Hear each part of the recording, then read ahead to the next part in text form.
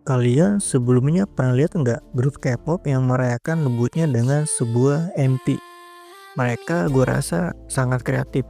Bukan itu aja sih, sebelum debut pun mereka ini udah agak nyeleneh. Orang mah debut tuh pakai teaser yang elegan, serius, pokoknya kesempurnaan visual itu harga mati. Lah, Kiki.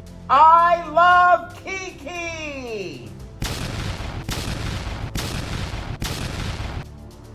Iya, gue tahu ini tuh memang cara perkenalan mereka, tapi gue rasa terlalu absurd.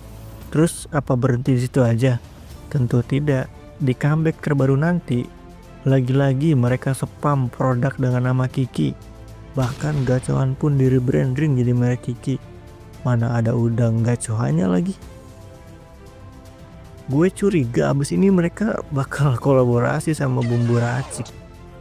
Terus ada CD, jam dinding, semuanya aja nanti merek Kiki. Ini fresh banget sih, gue akui. Starship Entertainment sebagai agensi cukup cerdas menangkap dinamika pasar yang mungkin lagi jenuh di konsep K-pop yang kalau nggak girl crush ya teen crush dengan easy listeningnya. Tapi dibalik semua marketing yang jenius dan absurd ini, gue mulai ngerasa ada satu hal yang nanggung gitu. Apakah kreativitas visual yang gila ini sejalan sama identitas musik mereka? Bentar, tapi jujur, seaneh apapun marketingnya, kita nggak bisa tutup mata sama hasilnya. Secara industri, Kiki ini sebenarnya sukses besar. Baru mau setahun debut, mereka udah berhasil dapetin 13 piala termasuk 7 penghargaan rookie. Ini bukti kalau talenta mereka memang nggak main-main dan dapat pengakuan luas. Gue pribadi ngeliat ini sebagai eksperimen artistik yang cukup oke dari Starship. Di saat grup lain berlomba-lomba buat kelihatan sempurna, mewah, dan mahal, Kiki ini justru pede dengan konsep uncut gem mereka yang mentah dan agak dreamcore. Mereka berani tampil beda, nggak cuma sekedar ikut-ikutan tren, tapi bener-bener nyoba ngebangun identitas secara visual yang autentik buat Gen Z sekarang. Tapi ya itu, dibalik semua piala tadi, gue tetap merasa ada yang ganjel gitu. Kayak ada sesuatu yang belum klik sepenuhnya.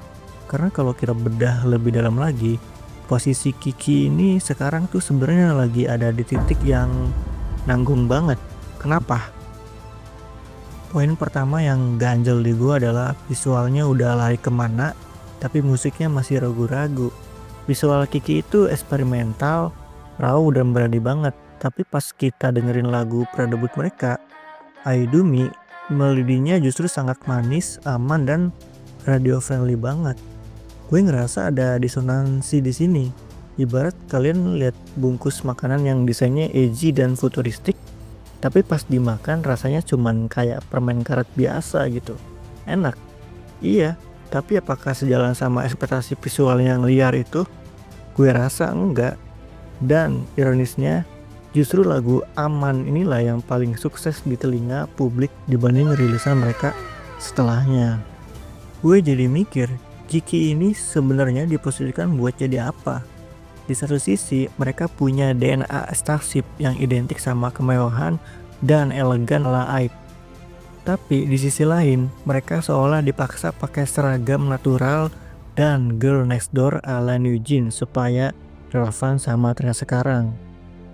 Hasilnya, identitas mereka ini jadi kabur. Mereka pengen terlihat sebagai grup alternatif yang beda, tapi agensinya terlihat masih ragu buat bener-bener melepas formula easy listening yang lagi safe banget di Gen 5 ini. Jadi kayak mau lari tapi kakinya masih diikat sama aturan pasar tuh. Akhirnya Kiki jadi grup yang secara branding musik itu terasa nanggung, nggak seglamor Aib tapi nggak seorganik New Jeans. Dan ini yang jadi masalah serius. Momentum yang udah dibangun lewat marketing absurd dan lagu pra-debut Aidumi itu gede banget. Tapi pas masuk ke fase debut resmi, pas mereka mulai nyoba musik yang lebih eksperimental lewat BTG dan groundwork, biar searah sama visualnya, malah kerasa kehilangan taringnya.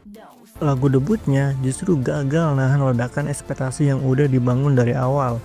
Efeknya, Orang-orang malah lebih ingat sama sendal Kiki atau gacauan Kiki daripada musik debut mereka sendiri. Ini PR besar buat Starship, gimana caranya bikin musik yang seberani visualnya tapi tetap punya nyawa yang bisa diterima publik. Jangan sampai noise marketing pas promosi itu jadi lebih berisik dan lebih membekas daripada karyanya sendiri. Jadi apakah semua keriuhan produk dan marketing absurd ini bakal bertahan lama? Jawabannya mungkin ada di tanggal 26 Januari besok, pas mini album The Lupek rilis. Buat gue ini bukan cuman sekedar comeback biasa, tapi momen pembuktian identitas. Apakah Starship berani menyamakan level gila musik mereka dengan visualnya yang sudah terlanjur eksperimental? Atau mereka bakal tetap main aman di zona nyaman yang justru bikin Kiki makin kehilangan taringnya?